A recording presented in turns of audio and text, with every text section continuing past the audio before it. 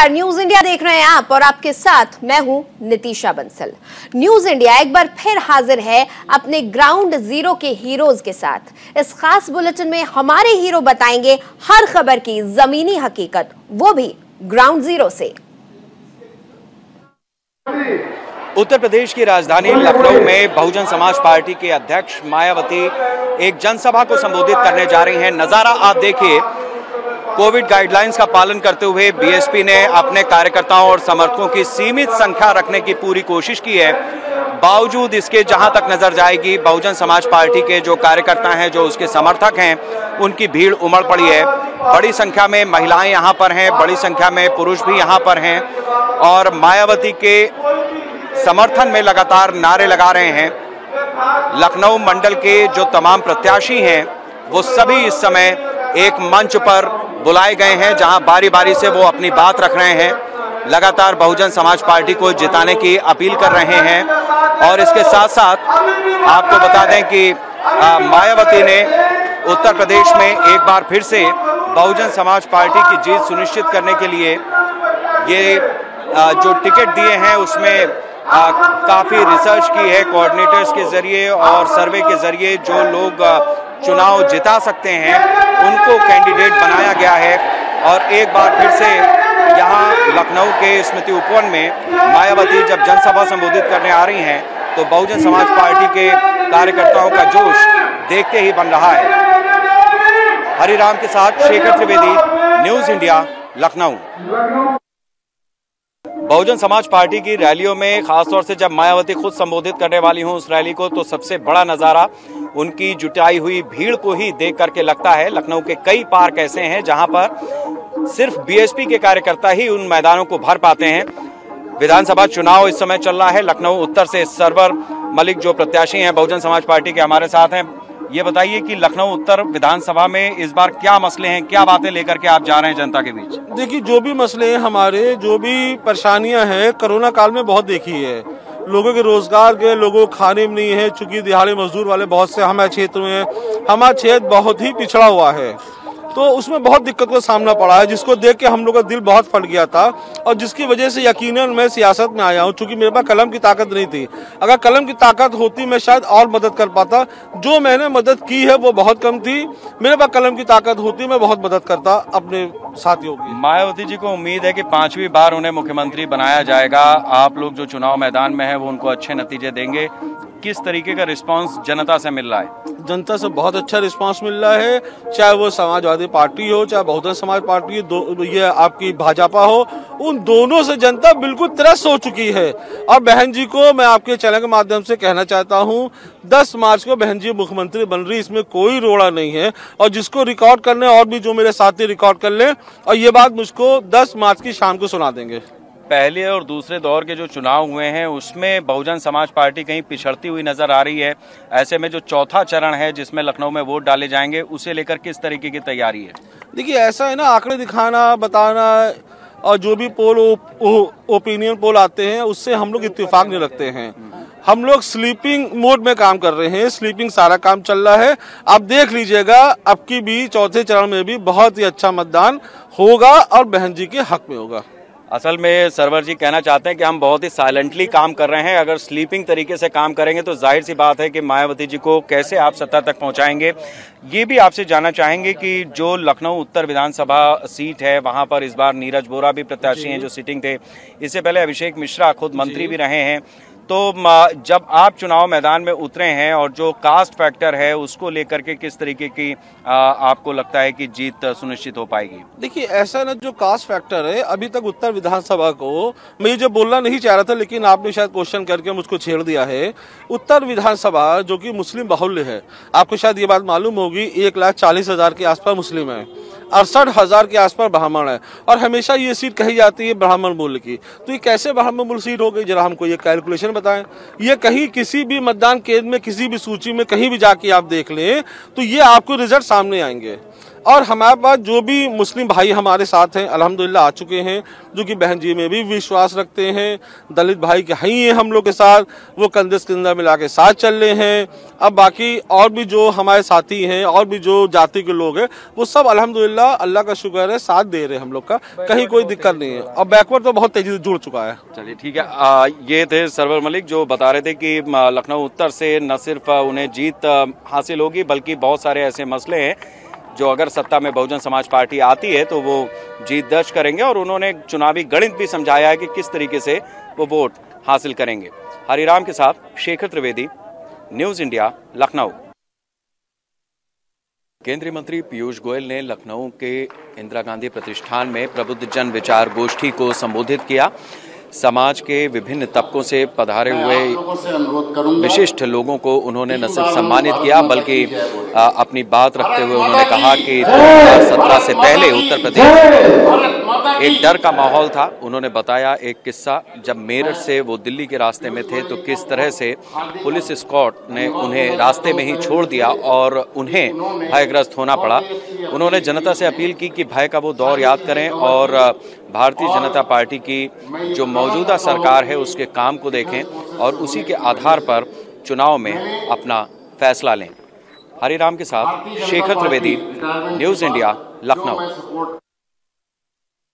उत्तर प्रदेश का चुनाव चल रहा है और उत्तर प्रदेश के इस चुनाव अभियान में झारखंड से निशिकांत दुबे जी उत्तर प्रदेश पहुंचे हैं, सांसद हैं गोड्डा से। ये आपसे जानना चाहेंगे निशिकांत जी, बड़ा अहम मसला आपने संसद में उठाया कि झारखंड, बिहार और पश्चिम बंगाल में एनआरसी के तहत कार्रवाई हो, इसकी आवश्यकता क्यों पड़ी है? उसका कारण ये है, इसको हिंदू मुसलमान से नहीं जोड़िए। उसका कारण ये है कि जो रोजगार है, रोजगार बांग्लादेश के जो लोग आ रहे हैं वो हमारा रोजगार ले रहे हैं और खासकर उसमें मुस्लिम समुदाय के लोग ज़्यादा आ रहे हैं और इस कारण से हमारी सभ्यता और संस्कृति पर भी उसका असर पड़ रहा है। मान लीजिए कि हम लोग अंगिका बोलते हैं तो वो बांग्ला भाषी लोग हैं, तो उनका रहन सहन का स्तर अलग है। दूसरा, चाहे ड्राइवर का नौकरी हो, चाहे खलासी का नौकरी हो, चाहे कंडक्टर का नौकरी हो, चाहे घर में साफ़ सफाई करने वाले का नौकरी हो, चाहे चपरासी करने की नौकरी हो, वो सारी नौकरी वही ले जा रहे हैं। हमारा जो अनाज है जो कि गरीबों को हम बांट रहे हैं वो उनको मैक्सिमम मिल रहा है। और पूरी की पूरी डेमोग्राफी यदि आप देखेंगे तो मैं जिस इलाके से आता हूँ, चाहे वो जामताड़ा हो, चाहे वो देवघर हो, चाहे दुमका हो, चाहे वो गोड्डा हो, चाहे साहबगंज हो, चाहे पाकुड़ हो, चाहे बिहार में वो भागलपुर हो, चाहे कटिहार हो, पूर्णिया हो, किशनगंज हो, अररिया हो, चाहे वो मालदा हो, मुर्शिदाबाद हो, वो सारी की सारी डेमोग्राफी जो है बदल गई। और यदि इसको चेंज नहीं करेंगे, परिवर्तित नहीं करेंगे तो यहाँ के लोगों का रोजगार खत्म होगा, हमारी सभ्यता संस्कृति पर खतरा है। इस कारण से मैंने कहा कि एनआरसी लागू होनी चाहिए। आपने तो एनआरसी की मांग की है, लेकिन जो पंजाब के सीएम हैं चन्नी साहब, उन्होंने तो कह दिया है कि उत्तर प्रदेश, बिहार और दिल्ली के लोगों को पंजाब में घुसने नहीं देना है। चन्नी मूर्ख है, महामूर्ख है। और कांग्रेस पार्टी कैसे रसातल में जा रही है उसके सबसे बड़े उदाहरण है। और प्रियंका गांधी जी उनके बगल में ताली पीटती हुई नजर आ रही हैं। उनको यही नहीं पता है कि जिस सिख धर्म का जो वो पगड़ी लगाए हुए हैं, जो सिखिज्म की बात करते हैं, सिख धर्म के जो संस्थापक थे, जिन्होंने स्थापित किया सिख धर्म को, वैसे माननीय गुरु गोविंद सिंह जी, जिनकी शहादत दिवस के लिए हमने वीर बाल दिवस मनाया है, वो बिहारी थे, वो बिहार के थे, वो पटना साहिब पटना में पैदा हुए। जब उस आदमी को यही नहीं पता कि उसी बिहार से जो है सिखिज्म निकला है और आप सिख यदि हो तो उसी बिहारी के कारण हो, एक बिहारी ने जो है उस धर्म की स्थापना की है, तो फिर क्या कहा जा सकता है? अपने गुरु के बारे में अपमान है। मैं तो ये कहता हूं कि उनको जो है पॉलिश करना चाहिए और सारे गुरुद्वारे में जो है मत्था टेक कर जो है माफी मांगनी चाहिए और कांग्रेस को भी माफी मांगनी चाहिए। एक चीज और आखिरी सवाल मैं ये समझना चाहूंगा, चूंकि आप भी सांसद हैं, पीयूष गोयल जी भी मंत्री हैं, सांसद हैं, उन्होंने मेरठ का एक जिक्र किया है जब वो मेरठ से लौट रहे थे और 2017 से पहले उस समय उनका पुलिस एस्कॉर्ट वापस हो गया था। तो आपको लगता है कि ये जो सब चीजें होती रही हैं, जिसका जिक्र भी किया उन्होंने, अपनी पत्नी को भी नहीं बताया था जैसा मन से उन्होंने जिक्र किया, तो इसे आप किस तरह से देखते हैं? एक साजिश देखते हैं या आप लगता है कि दुर्भावना है? क्योंकि बघेल साहब पे भी उसी जगह पर हमला हुआ है जो गढ़ कहा जाता है समाजवादी पार्टी का। ये दुर्भावना है और दुर्भावना ही नहीं है, मैं आपको बताऊं, ये सुरक्षा की चूक नहीं है, जानबूझकर चूक है कि आपको उन्होंने बीच रास्ते में छोड़ दिया। और आज मेरठ से यदि आपको दिल्ली जाना हो तो आप 45 मिनट 1 घंटे में पहुंच सकते हैं, लेकिन जिस ज़माने की वो बात कर रहे हैं वहाँ मेरठ से दिल्ली पहुंचने में जो है 2.5 घंटे 3 घंटे लगते थे। और किस तरह का ट्रैफिक था, वहाँ कुछ भी हो सकता था। और हत्या तो एक आम बात है, उन्होंने केवल मेरठ का जिक्र नहीं किया, उन्होंने 3 हत्याओं की बात कही कि 3 व्यापारियों की हत्या हुई थी, एक लखनऊ में हुई, एक मेरठ में हुई और सहारनपुर में हुई, और उसके बाद वो जा रहे थे। चूंकि इलेक्शन का माहौल था और इलेक्शन में जिस तरह से बघेल साहब पर अटैक हुआ वो आप समझ सकते हैं कि समाजवादी पार्टी किस तरह की गुंडे की पार्टी, और जो आजम खान को, मुख्तार अंसारी को और जो अतीक अहमद को, इस तरह के अपराधियों को टिकट देती है। और उसी में अमरमणि त्रिपाठी से लेके बड़े बड़े गुंडे हुआ करते थे। आपको पता है कि किस तरह महिलाओं की हत्या की अमरमणि त्रिपाठी ने। उनको जो सपोर्ट करने वाले लोग हैं उनसे खतरा स्वाभाविक है ना, और इसी कारण से वो साजिश थी। आपको क्या लगता है कि अगर यूपी में योगी जी की सरकार रिपीट होगी तो उसके कारण क्या होंगे, और आपका एनालिसिस क्या है? इस समय आप जो दौरा कर रहे हैं, जो चुनाव प्रचार कर रहे हैं, आपके एनालिसिस क्या है? अगर मगर कुछ नहीं, हम 300 से ऊपर सीट जीते। बहुत शुक्रिया। निशिकांत जी हमारे साथ चर्चा कर रहे थे। उनका दावा है कि उत्तर प्रदेश में भारतीय जनता पार्टी 300 से ऊपर सीटें जीतेगी। साथ ही उन्होंने एक बड़ा मसला जो उठाया है एनआरसी को लेकर के संसद में, उसके ऊपर भी उन्होंने अपनी बात रखी है कि ये मसला हिंदू या मुसलमान से नहीं बल्कि उन तमाम साधन और संसाधनों का है जो दरअसल हिंदुस्तानियों के लिए हैं और बाहर से आने वाले घुसपैठिए उनका उपयोग कर लेते हैं। हरिराम के साथ शेखर त्रिवेदी, न्यूज इंडिया, लखनऊ। चुनाव चल रहे हैं 2022 इस समय है और हमारे साथ जो है अपर्णा यादव हैं। अपर्णा यादव जी है। पहले तो आप रामानंद जी के आश्रम में आई। जी जी, इसलिए पूजा यहाँ पे देखिए ये मेरा बड़ा आत्मिक जुड़ाव है। ये कैंट विधानसभा क्षेत्र में पड़ता है ये मंदिर, और मेरा बहुत ही समय से यहाँ पे आना जाना लगा रहता है। आज 16 फरवरी है और आज माघी पूर्णिमा है। हिंदू सनातन धर्म और परंपरा के अंतर्गत भंडारा कराना अच्छी बात होती है। उसी क्रम में मैंने सबके लिए यहाँ पे भंडारा का आयोजन करा। जी, चुनाव चल रहे हैं, चुनाव में प्रचार आपका चल रहा है और कैंट विधानसभा भी है। ऐसे में जो है भारतीय जनता पार्टी के लिए कुछ मन्नत है? कुछ देखिए, भारतीय जनता पार्टी पूर्ण प्रचंड बहुमत से सरकार 10 मार्च के बाद बना रही है और ये मेरा दृढ़ विश्वास है। जी, अपर्णा जी, जो कल रात में एक घटना हुई थी, जिस तरह से वहाँ पे प्रोफेसर साहब के उस काफिले पे हमला हुआ था, उस पर क्या? देखिए, इस तरीके की घटना क्यों हुई, कैसे हुई, इस पे एक जांच का विषय है और उस पर उचित जांच होगी। आज आपकी पार्टी ने बाकायदे चुनाव आयोग को, अनुराग ठाकुर जी के नेतृत्व में पार्टी ने जो है चुनाव आयोग को एक ज्ञापन भी सौंपा है। उसमें मांग की है कि वहाँ पर जो है एक्स्ट्रा जो है वहाँ पे फोर्स लगाई जाए, लोगों को वहाँ पर, चूँकि ये बताया जाए कि वहाँ पे जिस तरह की घटना और प्रदेश भर में इस तरह की घटनाएं ना हो। देखिए, आदरणीय अनुराग ठाकुर जी ने जो ये काम किया है, और भारतीय जनता पार्टी के लोग बड़े संयमित सुसंगठित हैं, तो बहुत ही अच्छे से वो ये ध्यान जरूर रखते हैं सभी का कि हमारे जितने भी मतदाता आ रहे हैं वो फ्री और फेयर माइंडसेट से मतदान कर सकें, क्योंकि किसी भी केंद्र में ज़बरदस्ती या मतदान ना हो पाए तो उससे जो है पूरा एक इलेक्शन का प्रोसीजर ख़राब होता है, और कहीं ना कहीं किसी भी सीट पे अगर प्रोसीजर ख़राब होगा तो वो अल्टीमेटली इफेक्ट पूरे चुनाव को करेगा। तो इस तरीके की घटना ना हो, इसीलिए उन्होंने ये ज्ञापन दिया है। फीस बढ़ते जा रहे हैं, आप जो है पूर्वांचल की तरफ चल रहे हैं, पूर्वांचल में जाएंगी आप प्रचार कर? पूर्वांचल में भारतीय जनता पार्टी की वजह से नई बयार आएगी और देखिएगा कि प्रचंड बहुमत की सरकार हम बनाएंगे। तो ये कि हमारे साथ अपर्णा यादव जो कि बता रही हैं कि पूर्वांचल में जो है बयार आएगी, और सबसे बड़ी बात यह है कि इन्होंने कहा कि जो घटना हुई है, जो एसपी सिंह बघेल पे कल जो है हमले हुए थे, उस हमले की कहीं ना कहीं इन्होंने भी निंदा की है और कहा है कि इस तरह की चीज़ें नहीं होनी चाहिए, और पार्टी ने बाकायदे जो है इसीलिए अनुराग ठाकुर ने ज्ञापन सौंपा है। और उन्होंने साफ तौर से बड़ी बात कही है कि जो भारतीय जनता पार्टी की जो कार्यकर्ता है वो संयमित कार्यकर्ता है। सुंदरम के साथ अभिनव पांडे, न्यूज़ इंडिया, लखनऊ। चुनावी समर की ब्याह जो है बढ़ चुकी है। तमाम पार्टी के लोग नामांकन करने के लिए पहुंचे हैं। आज जो है कहा जाए तो यहाँ पर जो है अरुण सिंह पटेल हैं, जो रोनिया विधानसभा से बसपा के प्रत्याशी भी हैं। तो सबसे पहले तो अरुण जी, आपका न्यूज़ इंडिया में स्वागत है। जी, धन्यवाद। अरुण जी, ये बताइए कि आज आपने नामांकन किया, आप पटेल बहुल क्षेत्र से आते हैं और खुद पटेल भी हैं। तमाम राजनीतिक पार्टियां ने भी पटेलों को उतारा है। कितनी बड़ी चुनौती होगी, जबकि एनडीए ने भी अपना पत्ता भी नहीं खोला है?